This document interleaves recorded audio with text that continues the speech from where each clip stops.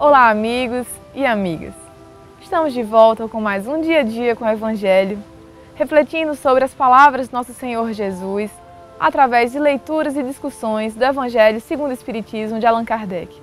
Hoje estudaremos o item Não julgueis para não serdes julgados, atire a primeira pedra aquele que estiver sem pecado, continuando os estudos do capítulo 10.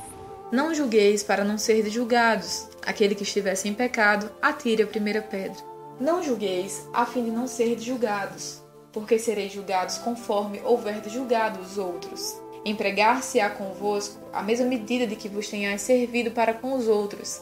São Mateus, capítulo 7, versículo 1 e 2. Então os escribas e os fariseus lhe trouxeram uma mulher que fora apanhada em adultério, e pondo-a de pé no meio do povo, disseram a Jesus: Mestre, essa mulher acaba de ser surpreendida em adultério. Ora, Moisés, pela lei, ordena que se lapidem as adúlteras. Qual é a tua opinião sobre isso? Assim diziam para o tentarem e terem de que o acusar. Jesus, porém, abaixando-se, pôs-se a escrever na terra com o dedo. Como continuassem a interrogá-lo, ele se levantou e disse: Aquele dentre vós que estivesse em pecado, atire a primeira pedra. Em seguida, abaixando-se de novo, continuou a escrever no chão. Ouvindo Jesus falar daquele modo, os seus interrogadores se retiraram, um após outro, afastando-se primeiro os velhos, e ficou Jesus a sós com a mulher colocada no meio da praça. Então, levantando-se, perguntou-lhe Jesus: Mulher, onde estão os que te acusaram?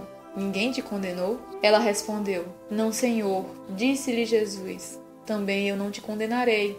Vai e não peques mais. São João, capítulo 8, versículos de 3 a 11. Atire-lhe a primeira pedra aquele que estiver sem pecado, disse Jesus. Esta sentença faz da indulgência um dever, pois não há quem dela não necessite para si mesmo. Ela nos ensina que não devemos julgar os outros com mais severidade do que nos julgamos a nós mesmos, nem condenar nos outros aquilo de que nos absolvemos. Antes de censurarmos uma falta a alguém, vejamos se a mesma censura não nos pode ser feita. A censura que se faz à conduta alheia pode ter dois motivos: reprimir o mal ou desacreditar a pessoa cujos atos se criticam. Este último propósito nunca encontra desculpa, porque, no caso, só há maledicência e maldade. O primeiro pode ser louvável e constitui mesmo, em certas ocasiões, um dever, porque daí pode resultar um bem, e porque, a não ser assim, jamais o mal seria reprimido na sociedade. Aliás, não compete ao homem auxiliar o progresso do seu semelhante? Não deve, pois, ser tomado em sentido absoluto este princípio: não julgueis, se não quiserdes ser julgado,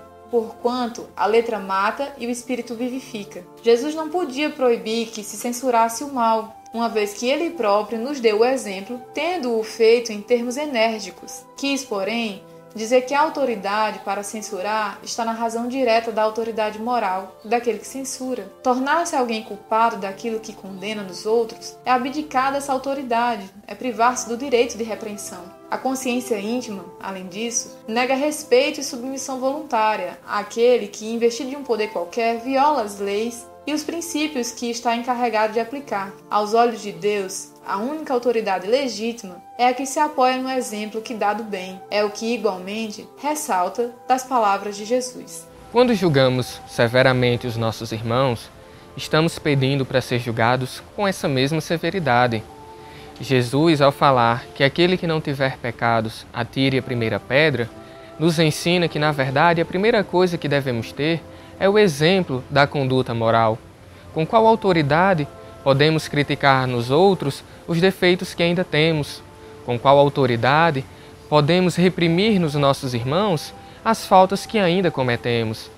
É necessário, antes de julgar, orientar. É necessário, antes de criticar, auxiliar, amparar, educar. Jesus foi o médico das almas e não o juiz. Então sigamos o seu conselho, a mulher adúltera na passagem bíblica lida: vá e não tornes a errar.